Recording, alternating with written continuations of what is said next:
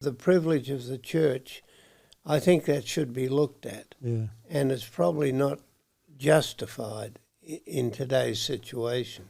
Maybe they could use a lot of land. I know in Auckland the churches have well, I shouldn't say I know, but I think the churches have a lot of land.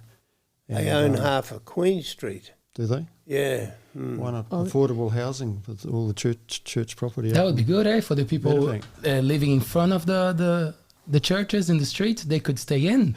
Exactly. That would be a great move, It's a tricky Attention. thing.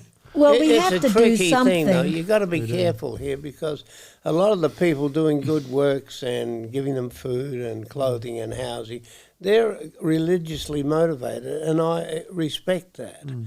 But on the other hand, the churches they serve have enormous property value, property wealth, and it's been building up over the years.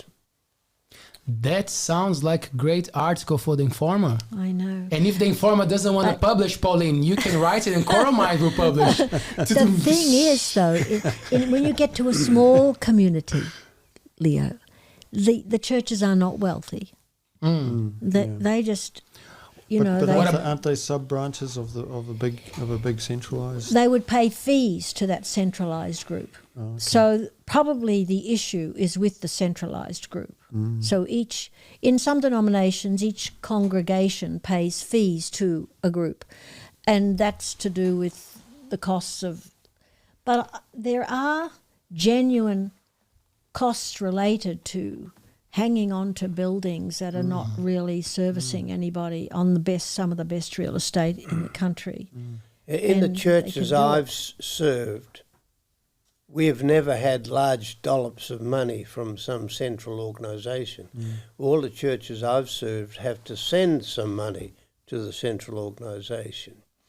And the central organisation, the people that work for it are not fat cats. They don't get huge money, but the value of the churches is in their real estate.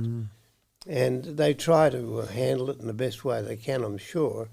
But I don't want to give the impression that your local church is funded by some group somewhere else. They're pretty much on their own. It's through people's giving that they survive. And then people give on top of that to run a food bank or to do what they do.